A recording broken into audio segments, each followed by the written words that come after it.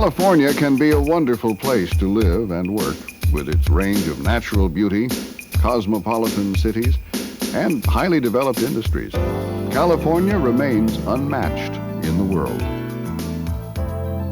But California's population has been growing at an unprecedented rate, and business and industry is becoming more and more complex and competitive. Forecasters tell us that 75% of new jobs in California will require post-secondary training. And with global competition already here, Californians must find a way to stay abreast of the changes in the world. They have to prepare students for a more complex, competitive environment, and they must also retrain or update the skills of those already in the workplace. Unless Californians act to meet these challenges now, the standard of living in California will change for the worse. The good news is California's community colleges are already attacking the problem with contract education, a customized delivery system for worksite training and education. This state must take some very dramatic actions in the near future if we are to remain competitive in international markets. California's 107 community colleges represent the largest system of higher education in the world. They are ideally situated to help maintain a very productive and skilled workforce.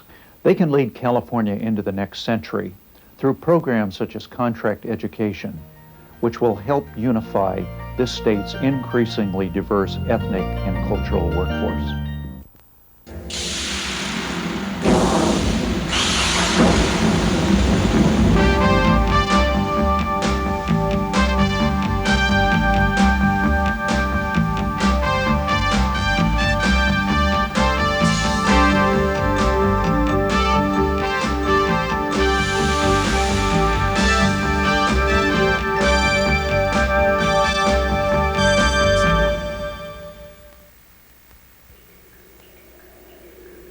From the solar panels on this satellite thousands of miles in space to these office lights back down on Earth, electricity is at work.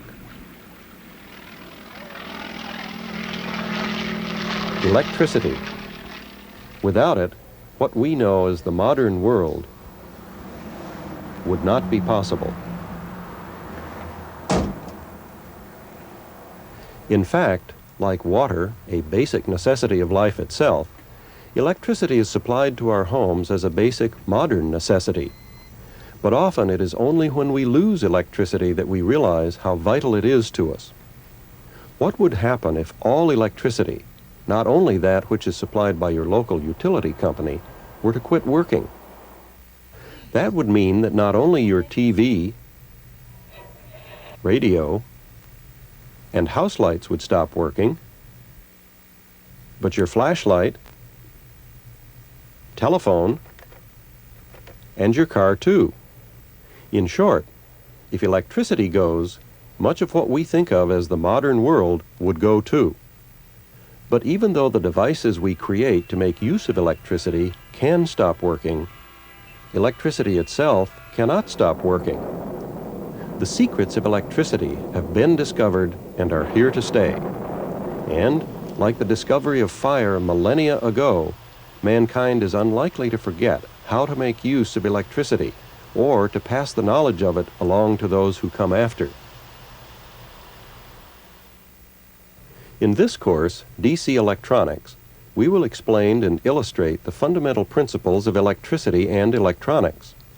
Even if your career or job does not involve working with electricity or electronics directly, you will find an understanding of electrical principles invaluable, since electricity is so prevalent and so important in our modern world.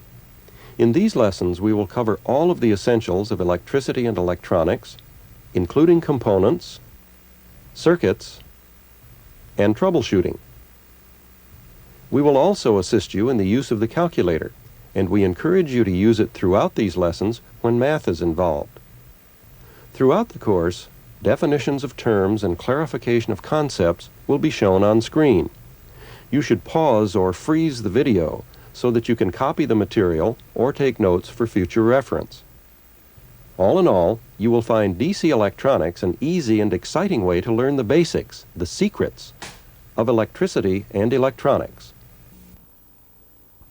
After a dormant period of 123 years, Mount St. Helens in the state of Washington erupts. Blowing off 1 cubic mile of its crest, it lowers its summit by nearly 1,300 feet, equivalent to 500 Hiroshima-type atomic bombs. The explosion on Mount St. Helens transforms 232 square miles into a wasteland. Monday night, December 25th, 1989, Kilauea on the island of Hawaii. Fountains of molten lava spurt from its crater, further enlarging the island, as they have in repeating cycles for untold centuries. Volcanoes, where do they come from? How long do they last? Why do some volcanoes erupt one way and others another? And is man merely a helpless victim, subject to their awesome force and power, or is there a way he can predict and harness some of the energy of the volcano for the good of the world?